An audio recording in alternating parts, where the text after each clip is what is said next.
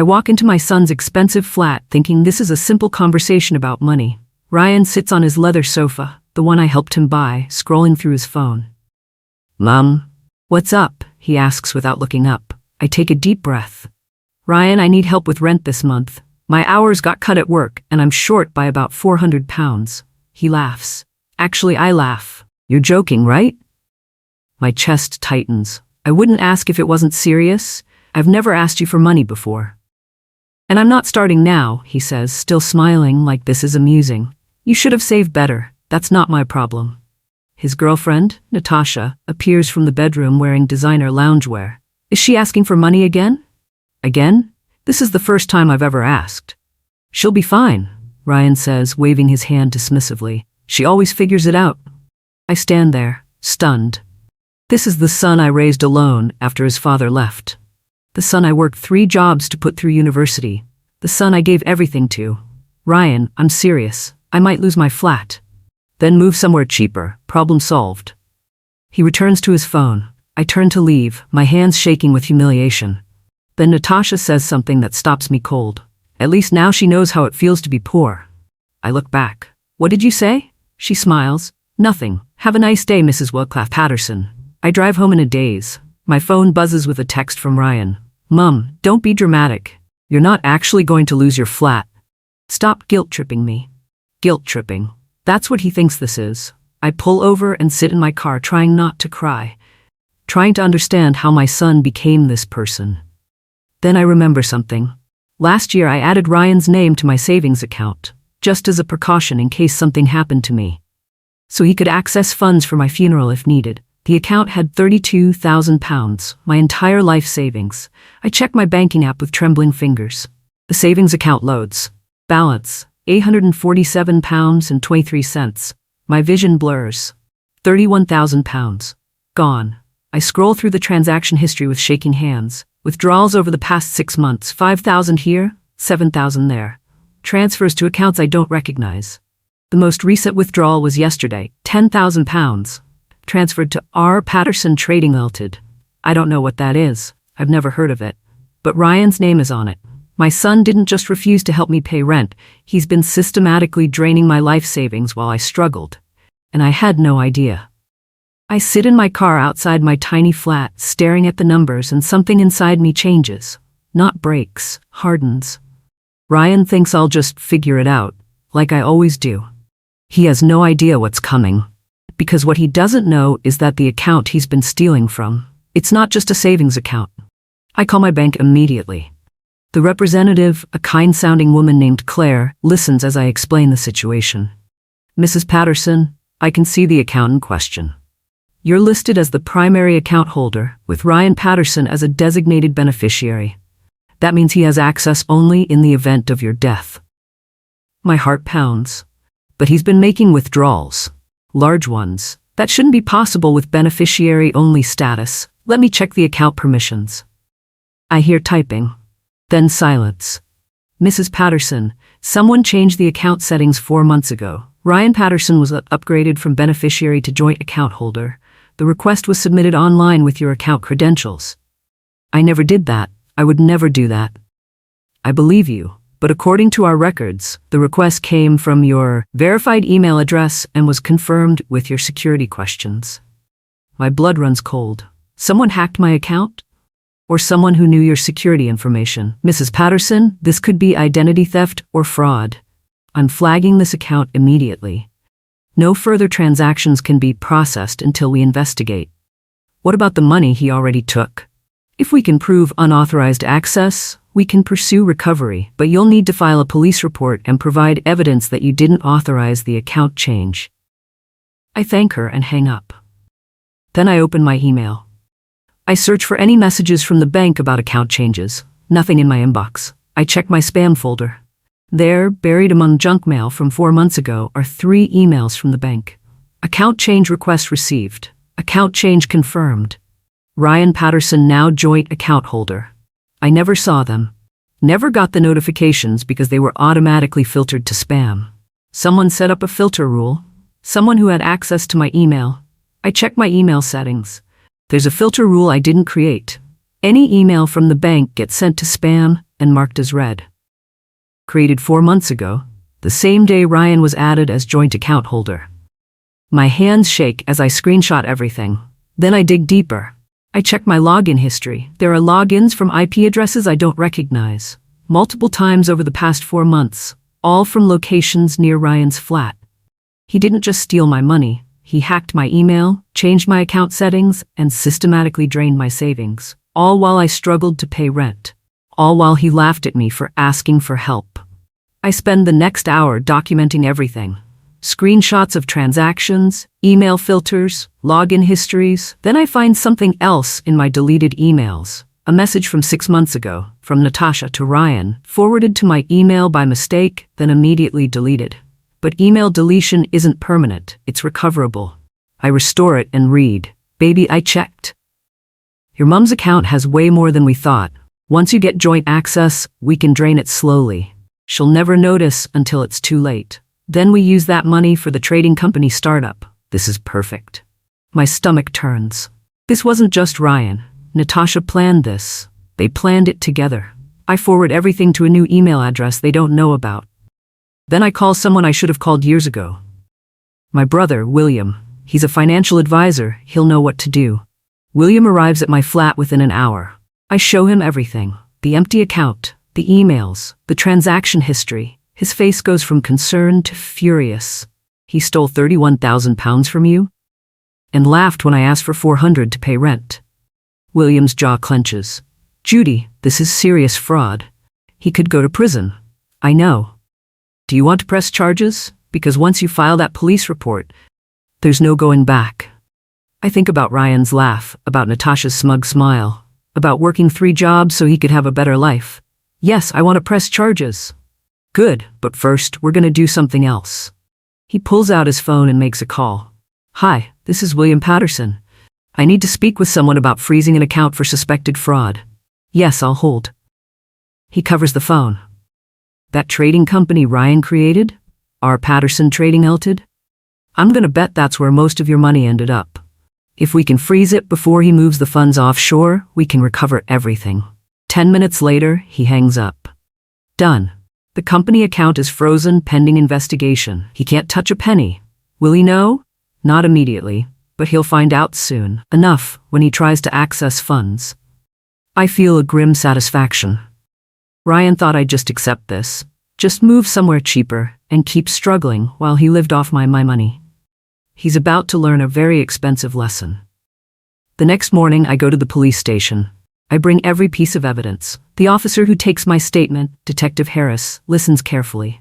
"Mrs. Patterson, this is textbook financial abuse. Your son accessed your email without permission, manipulated account settings, and systematically stole your life savings. Can I get the money back? We'll do everything we can. The fact that the bank flagged it and your brother froze the company account helps tremendously. But you need to be prepared for your son to claim you gave him permission. I have proof I didn't. The email showing they planned this. The spam filter I never created. The login history." Detective Harris nods. "That's strong evidence. We'll contact him for questioning. Be prepared for him to react badly." I'm prepared. But I'm not really. Because that afternoon Ryan shows up at my door. He's not laughing anymore. His face is red with rage. "What did you do?" he demands, shoving past me into my flat. "You froze my company account. Do you have any idea what you've done?" "I stopped you from stealing more of my money." "Stealing? That was our money. You put me on that account. As a beneficiary, in case I died. Not so you could drain it while I'm alive. You're being ridiculous. I was investing it for us." "For us? Ryan, I asked you for £400 for rent and you laughed at me while sitting on £30,000 of my money." His face flushes. "That's different. That money was for the business, for our future." "Our future?" My voice rises despite my effort to stay calm. "I don't have a business, Ryan. You do. You and Natasha. And you built it with money you stole from me." "I didn't steal anything. You're my mother. What's yours is mine." The entitlement in his voice is breathtaking. "What's mine is mine, Ryan. You're 28 years old. You don't get to help yourself to my life savings. I was going to pay you back once the business took off." "With what? The money you stole from me? That's not paying me back. That's just moving money around." You're being completely unreasonable. I'm being unreasonable? I'm the one who worked 3 jobs to raise you, who went without so you could have everything, and this is how you repay me. Oh, here we go. The martyr routine. You chose to have me. You chose to raise me alone. That's not my fault. His words hit like physical blows. Get out. What? Get out of my flat, now. Mom, come on. Get out before I call the police. Oh wait, I already did. They want to talk to you about the 31,000 pounds you stole. His face goes pale. You called the police? On your own son? You stole from your own mother. What did you expect? He stares at me like he's seeing a stranger. Natasha was right about you. You're selfish. You've always been selfish. This is just proving it. Then I guess you won't mind when I press full charges. I open the door. Leave. Now. He storms out, slamming the door so hard a picture falls off the wall. That night, I can't sleep. I keep replaying Ryan's words. What's yours is mine. Like I owe him everything simply for being born. Like the 28 years I spent raising him, supporting him, sacrificing for him mean nothing. My phone buzzes at midnight, a text from a number I don't recognize. Mrs. Patterson, this is Natasha. We need to talk. What you're doing to Ryan is cruel. He was trying to help you by investing your money. You're going to ruin his life over a misunderstanding. I don't respond. Another text. If you don't drop the charges, everyone will know what kind of mother you are. Selfish, vindictive, turning on your own son over money. I screenshot the texts and forward them to Detective Harris. He replies immediately. That's witness intimidation. Don't respond. Let her keep digging her own grave. The texts continue. You don't deserve Ryan. You never did. He succeeded despite you, not because of you. That money should have been his anyway. You're just being petty. Drop this now, or I'll make sure everyone knows how terrible you are. I turn off my phone and try to sleep, but at 2 a.m. there's pounding on my door. I look through the peephole. Ryan and Natasha, both of them. Mom, open the door. We need to talk. I call the police. They arrive within 10 minutes. Ryan and Natasha are still banging on my door when the officers escort them away. Detective Harris calls me the next morning. They've been charged with harassment on top of the fraud investigation. I'd suggest getting a restraining order. I spend the next week gathering more evidence. I find bank statements from 3 years ago when I first opened the account. Clear documentation that Ryan was listed only as beneficiary. I find emails where I explicitly told him the account was for emergencies and my funeral expenses only. Then I discover something that makes my blood boil. I check Ryan's social media. He's been posting for months about his successful trading company and his investments. Photos of expensive dinners, designer clothes, luxury weekend trips, all funded by my money. While I was eating tinned soup to save money. While I was walking to work to save on bus fare. While I was terrified of losing my flat, he was living like a king on my savings. The comments on his posts are full of praise. So successful. Living the dream. You've really made it. None of them know the truth, that every pound he's spending was stolen from his mother. I screenshot everything, every post, every comment, every photo, all evidence of how he spent my money. Then I get a call from an unknown number. Mrs. Patterson? This is Amanda Chen from First National Bank. I'm the fraud investigation specialist assigned to your case. Yes? I've reviewed everything. The evidence is conclusive. The account changes were made without your knowledge or consent. We're prepared to testify to that effect. What about the money? The company account was frozen with 24,000 pounds in it. The rest was spent, but we're tracing those transactions. We should be able to recover most of it. Relief washes over me. Thank you. There's something else. We found additional unauthorized activity. My stomach drops. What kind of activity? Your son attempted to open a credit card in your name 2 weeks ago. The application was flagged and denied, but the attempt was made. I sit down heavily. He tried to take out credit in my name? Yes. We have the application. It was submitted online with your personal information, but the IP address matches the one used for the account changes. Your son's location. So he wasn't just stealing my savings. He was trying to access credit too? It appears so. I've reported this to the police. It strengthens the fraud case significantly. After she hangs up, I sit in my empty flat, feeling numb. My son, the boy I raised, the man I sacrificed everything for, he was going to bury me in debt, all while laughing at me for being poor. The next day, Detective Harris calls with an update. We've interviewed Ryan and Natasha. Their stories don't match. What do you mean? Ryan claims you gave him verbal permission to use the account. Natasha claims she had nothing to do with it, but we have emails proving she was involved in planning it. We also have the credit card application, the harassment charges, and witness intimidation. This is a solid case. What happens now? We're filing formal charges. Ryan will be arrested within 48 hours. Given the amount stolen and the credit fraud attempt, he's looking at potential prison time. Prison. My son in prison. Part of me wants to stop this, to forgive him, to let it go. But then I remember his laugh, his words. That's not my problem. The entitlement, the cruelty. And I remember Natasha's texts calling me selfish, vindictive, terrible. Do it, I say. File the charges. Ryan is arrested 2 days later at his expensive flat. I know because he calls me from the police station. Mum, please, you have to drop the charges. This is insane. You stole £31,000 from me. I was investing it. I was going to pay you back. You tried to open credit cards in my name. Silence. Ryan, you were going to bury me in debt while I starved, and you laughed when I asked for help with rent. I made a mistake. Please, Mum. I'm sorry. You're sorry you got caught. That's not fair. What's not fair is working 3 jobs to raise you only to have you steal everything I saved. I'll pay it back. I swear. Just drop the charges.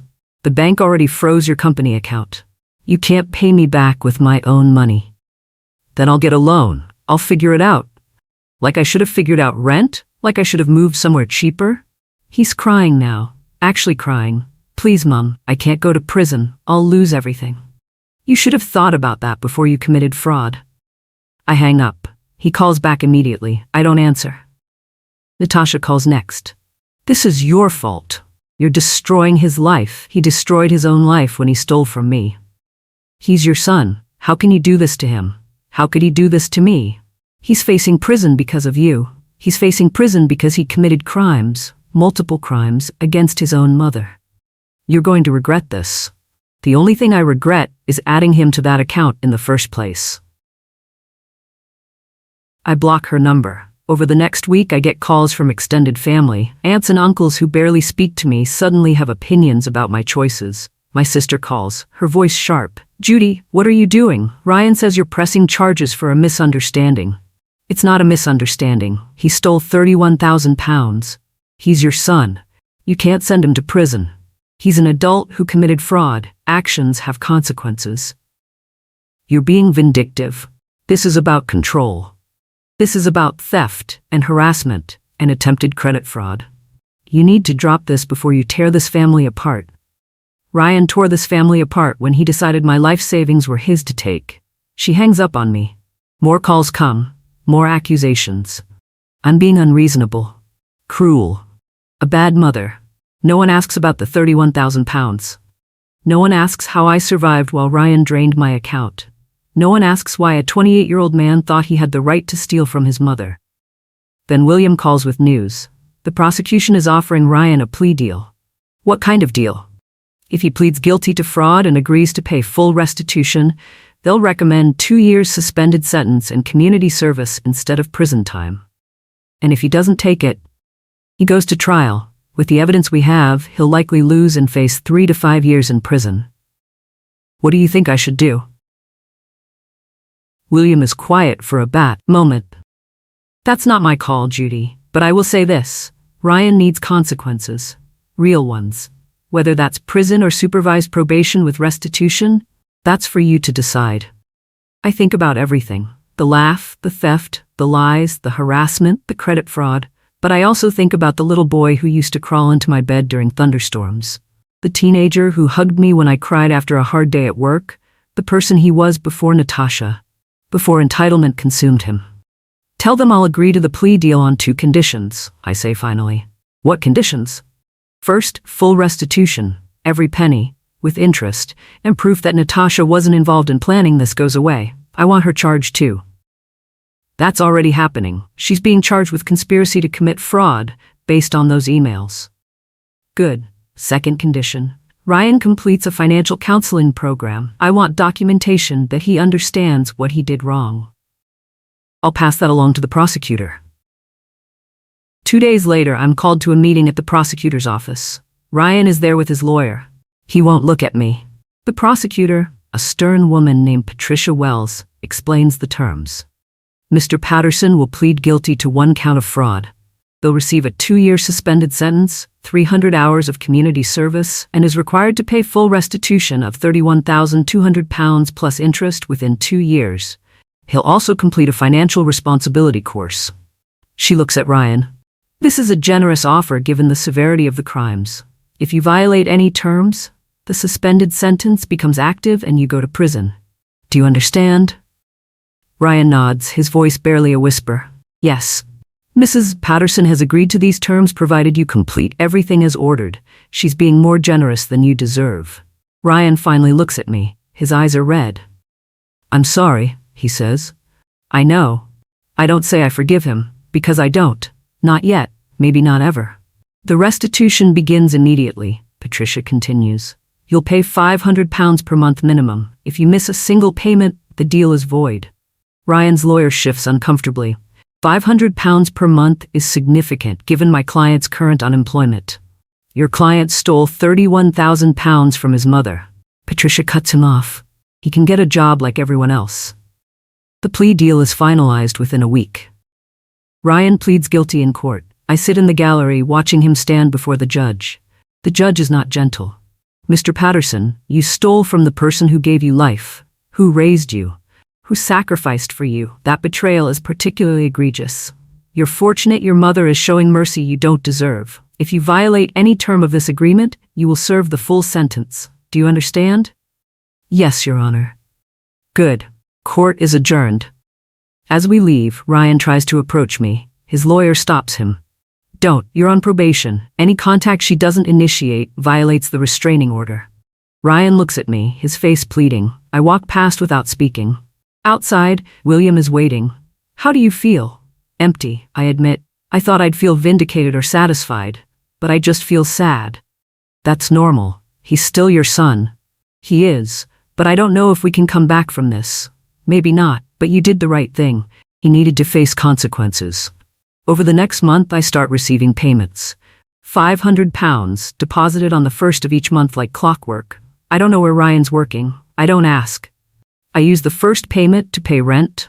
The second, I put into savings. By the third month, the bank has recovered £24,000 from the frozen company account. That money is returned to me immediately. With Ryan's monthly payments, I'm £7,000 away from full restitution.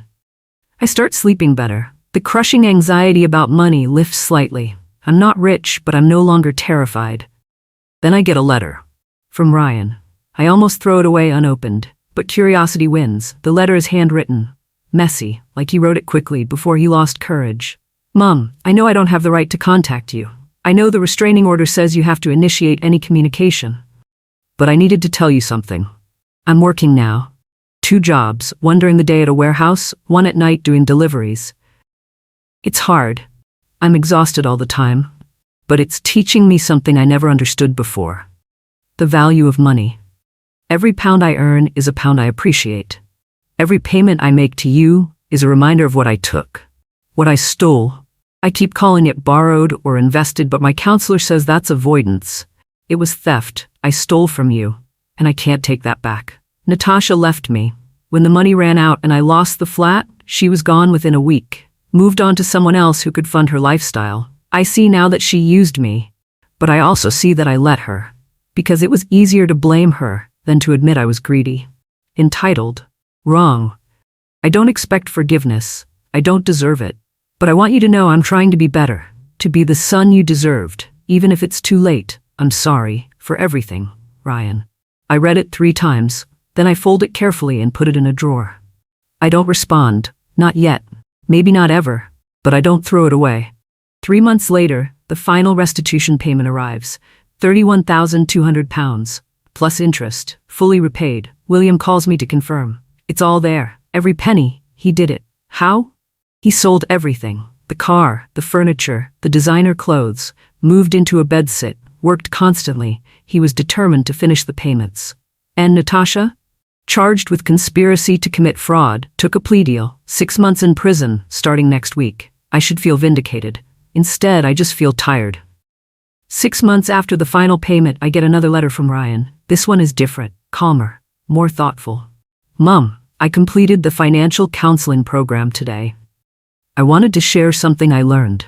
The counselor asked me to write down everything you sacrificed for me. Everything you gave up so I could have a better life. I wrote for 3 hours. 3 jobs so I could have new clothes. Skipped meals so I could eat. Walked to work so I could take the bus to school. Lived in a tiny flat so I could have my own room. No holidays for yourself.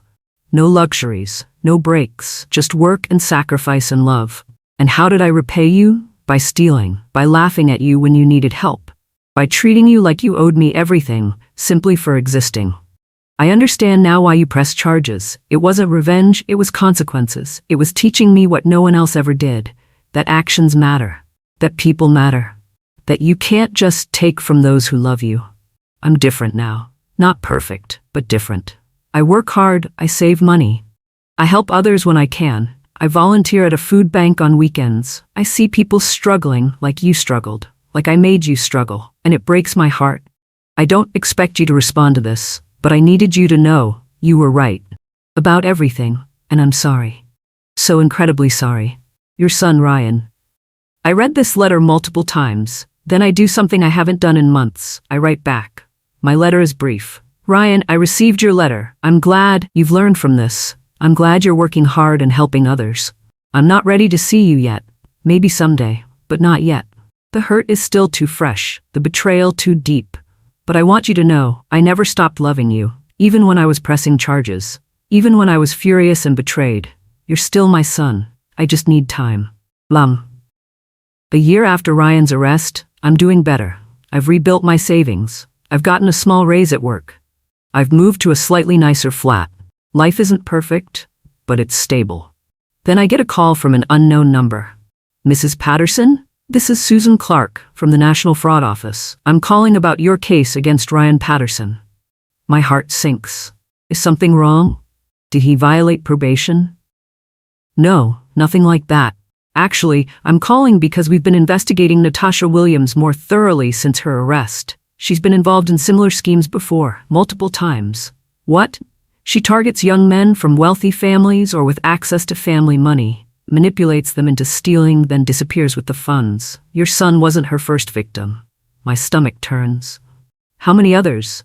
At least 4 that we've confirmed, possibly more. We're building a case against her for organized fraud. Your son's testimony could be crucial. Has anyone contacted him? Not yet. I wanted to speak with you first. Given your history, I understand if you'd prefer we didn't involve him. I think about this. Ryan manipulated into stealing by someone who'd done it before. It doesn't excuse his actions, he still made choices, but it adds context I didn't have before. You should talk to him, I say. If his testimony can help put her away for good, he should give it. Thank you, Mrs. Patterson. I'll be in touch. After she hangs up, I sit with this new information. Natasha was a predator. She found Ryan, identified his weakness, his sense of entitlement and desire for easy money, and exploited it. She's done it before. She'll do it again unless she's stopped. 3 days later, Ryan calls me. First time I've heard his voice in a year. Mum, the fraud office called. They want me to testify against Natasha. I know. They called me first. You told them to contact me? Yes. Why? Because what she's doing is wrong. If you can help stop her, you should. Silence. Then, can we meet, just for coffee? I want to talk to you about something. I hesitate. I don't know if I'm ready. Please. Just 30 minutes. There's something I need to show you. We meet at a small cafe near my flat. Ryan arrives first, sitting at a corner table. When I walk in, he stands immediately. He looks different, thinner, older, humbler. Thank you for coming, he says. I wasn't sure you would. I sit across from him. You said you had something to show me?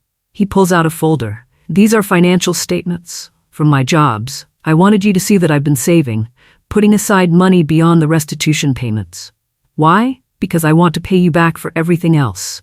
Not just the money I stole. Everything you spent raising me, everything you sacrificed. I stare at him. Ryan, that's not necessary. Yes, it is. You worked 3 jobs for years because of me. You deserve to be repaid. You can't repay 18 years of raising a child.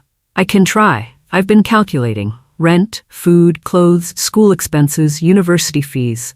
It's roughly £200,000 over 18 years. My eyes widen. You've been calculating how much it costs to raise you? Yes, and I know I can't pay it all back, but I can try. I can spend the rest of my life trying. Tears sting my eyes. Ryan, I also wanted to tell you about Natasha, about how it happened. I know it doesn't excuse what I did, but I want you to understand. He explains how they met, how she seemed perfect, how she slowly started talking about money, about opportunities, about how unfair it was that I was sitting on savings while he struggled. She made it seem logical, he says. Like you wouldn't even notice, like I deserved it for being your son, and I believed her because I wanted to believe her, because it was easier than admitting I was stealing. You still made the choice. I did. That's on me, not her, me. But she's done this before, to other sons, other families. The fraud office says if I testify, she could go to prison for 10 to 15 years. Will you do it? I already agreed, Ryan says, but I wanted to ask you something first. If testifying means reliving everything that happened, the theft, the trial, all of it, are you okay with that? I think about the other families. Other mothers who trusted their sons.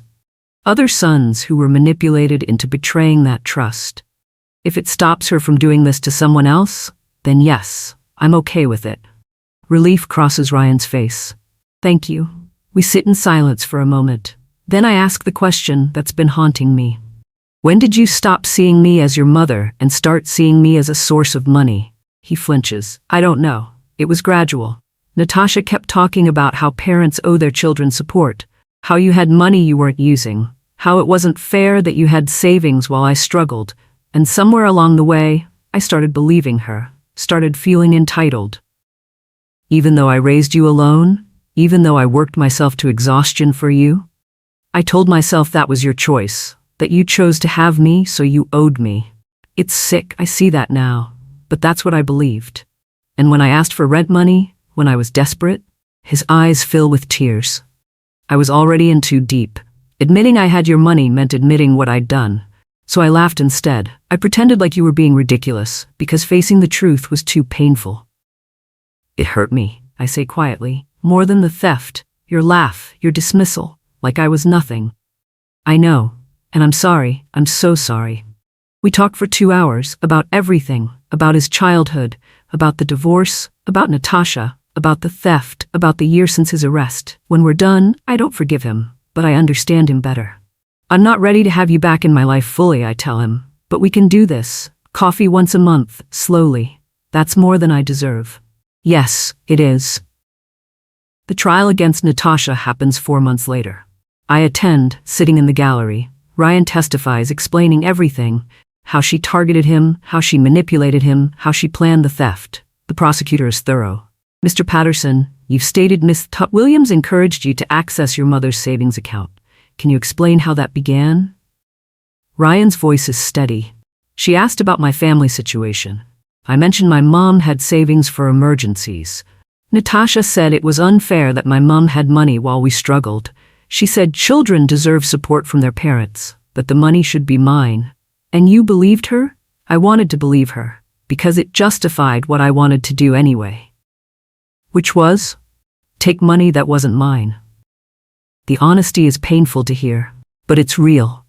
Natasha's lawyer tries to paint Ryan as the mastermind, as someone using Natasha as a scapegoat. Isn't it true that you initiated the theft, that Miss Williams had no knowledge of your actions? Ryan shakes his head. No, I have emails where she planned it, where she told me exactly how to access the account and how much to take. The prosecutor shows the emails. The jury's faces harden, then they bring in other witnesses, other young men who were targeted, other families destroyed. Natasha's pattern is undeniable. The jury deliberates for 3 hours, guilty on all counts. Natasha is sentenced to 12 years in prison. As she's led away, she looks at Ryan. This is your fault. You ruined my life. You ruined your own life, he says quietly. After the trial, Ryan and I walk out together. How do you feel, I ask. Relieved, sad, guilty, everything. You did the right thing testifying. It doesn't undo what I did to you. No. But it stops her from doing it to others. That matters. 2 years after Ryan's arrest, we've settled into a routine. Coffee once a month, brief phone calls on holidays. It's not what we had before, but it's something. He's still making payments on the restitution beyond restitution, as he calls it. £200 a month into an account he set up in my name. I try to tell him it's not necessary, but he insists. I need to do this, he says. For me, to prove I've changed. And he has changed. I see it in small ways, how he talks about work with pride instead of resentment, how he volunteers regularly, how he lives simply, saving instead of spending. One day he shows up at our monthly coffee meeting with someone. Mum, this is Emily, my girlfriend. Emily is kind-faced, wearing simple clothes. She works as a teacher. She shakes my hand warmly. Ryan's told me everything about what happened. I want you to know I've made it very clear. If he ever treats you or anyone else that way again, I'm gone. I like her immediately. I appreciate that. I also want you to know I insisted on meeting you before our relationship got serious. I needed to know he was genuinely trying to make amends, that he wasn't just saying the right things. And he is. He's working hard. He's humble. He's changed. I see it every day. Over coffee, I watch Ryan with Emily. He's attentive, respectful, genuine. Nothing like the entitled man who laughed at me for needing rent money. She's good for you, I tell him when Emily steps away to take a call. She's the best thing that ever happened to me. After you, of course. Don't butter me up, he smiles, but it's sad. I'm not. You're the best thing that ever happened to me, and I treated you like garbage. I have to live with that. You're trying to make it right, that's what matters. 3 years after the theft, Ryan calls me with news. Mum, I need to tell you something. What? I'm getting married, to Emily. And I wanted to ask, would you come to the wedding? My throat tightens. Ryan, I know I don't deserve it. I know what I did, but Emily wants you there, and I want you there. Please. I'm quiet for a long time. Can I think about it? Of course. I talked to William about it. What do you think I should do? Do you want to go? Part of me does. Part of me is still too hurt. Then listen to both parts. Go, but protect yourself. Set boundaries. The wedding is small, just family and close friends. I arrive with William for support. Ryan sees me and his eyes fill with tears. Thank you for coming. Emily asked me to be here. I'm here for her. I know. Thank you anyway. The ceremony is simple. Emily glows with happiness. Ryan looks at her like she's his entire world. When they say their vows, Ryan adds something unexpected. Emily, you've taught me what real love looks like. Selfless, patient, kind. The kind of love my mother showed me for years that I took for granted. I promise to never take you for granted, to work every day to deserve you, to be the man you believe I can be. He's crying. I'm crying. Half the room is crying. At the reception, Ryan approaches me, carefully. Mum, can we talk? We step outside. I wanted to give you something. He hands me an envelope. Inside is a check. For £50,000. What is this? It's everything I've saved over the past 3 years, beyond the restitution. I want you to have it. Ryan, this is too much. It's not enough. It's nowhere near enough for everything you gave me, but it's a start. I can't accept this. Please, let me do this one thing right. I look at the check. £50,000. 3 years of saving, 3 years of 2 jobs and sacrifice, 3 years of him trying to prove he's changed. On one condition, I say finally. What? We put it towards something together. A down payment on a proper flat for you and Emily, so you can start your marriage in a real home. His eyes widen. You do that? You've worked hard. You've changed. You deserve a fresh start. But the money is yours. You earned it. I'm just helping you use it wisely. He hugs me. Actually hugs me. The first physical contact we've had in 3 years. Thank you, he whispers. Thank you for not giving up on me. I never gave up on you. I just made you face consequences. Best thing you ever did for me. Over the next month, we house hunt together. Emily joins us, excited and grateful. We find a small but lovely flat. The £50,000 is enough for the down payment. On moving day, I help them carry boxes. Emily makes tea. We sit among the boxes, exhausted, but happy. This feels right, Ryan says. Like everything that happened, all the pain, all the mistakes led to this. To me finally growing up. Pain has a way of teaching us, I agree. I just wish I hadn't put you through so much to learn. You did. But you also learned.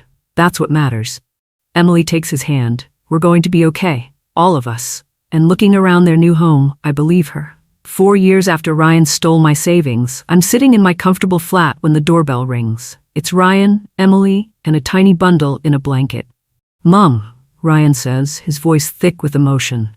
"Meet your grandson, James William Patterson." William, named after my brother, the man who helped me through everything.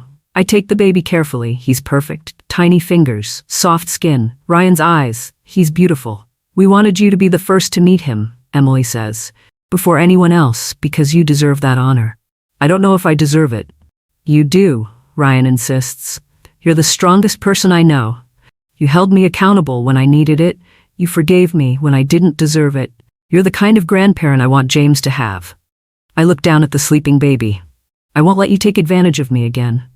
"I know, and I won't, I promise. On my son's life, I promise." Good. We spend the afternoon together, talking about feeding schedules and sleepless nights. Normal family things. Things I thought I'd lost forever. As they're leaving, Ryan turns back. "Mom, I never thanked you properly." "For what?" "For pressing charges, for making me face what I'd done, for not letting me get away with it." "You're welcome.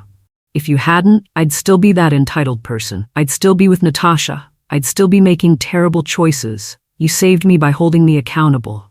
You saved yourself by doing the work. We both did our part." After they leave, I sit with my tea, thinking about everything. The theft, the betrayal, the charges, the slow, painful rebuilding of trust. It wasn't easy. It hurt more than I can describe. But Ryan is a better man now. A father, a husband, someone who understands accountability and gratitude. Would he have become that person without consequences? I don't think so. 5 years after Ryan laughed when I asked for rent money, I'm having Sunday dinner at his house. Emily cooked. James, now 1-year-old, is making a mess with his food. Ryan's phone rings. He glances at it and frowns. Unknown number. "Answer it," Emily says. "Could be important," he answers. "Hello?" "Yes, this is Ryan Patterson." "What? No, there must be a mistake. I didn't apply for any loan. That's fraud. You need to report it immediately." He hangs up, his face pale. "Someone tried to open a loan in my name." "Did they succeed?" Emily asks, worried. "No, bank flagged it because of my previous fraud conviction. They wanted to verify." He looks at me. "Mom, do you know what this means?" "What?" I could have ignored it, pretended I applied for it, taken the money, but the thought didn't even cross my mind. My first instinct was to report it. Good. 5 years ago, I would have taken it. I would have convinced myself I deserved it, that it wasn't really fraud if the bank was offering. But you didn't. Because you taught me better. You taught me that actions have consequences, that integrity matters, that you can't build a life on lies and theft. Emily squeezes his hand. You taught yourself that. She just gave you the push. A very hard push, he says with a slight smile. The kind I needed. I look around the table, at my son who learned accountability the hard way, at his wife who holds him to high standards, at my grandson who will be raised by parents who understand the value of honesty. Ryan, I say, yes, I forgive you. Fully, completely. His eyes fill with tears. Really? Really? You've proven yourself, you've changed, you've become the man I always hoped you'd be. Thank you, that means everything. We eat dinner together, we laugh, we play with James, we're a family again. Not the same as before. Better, built on truth instead of assumed obligation, on earned trust instead of blind faith, on accountability instead of entitlement. 5 years ago, Ryan laughed when I asked for rent money, until the bank officer called his name, until consequences caught up with him, until he learned that actions matter, that people matter, that you can't steal from those who love you without destroying yourself. He learned the hard way, but he learned, and that's what matters.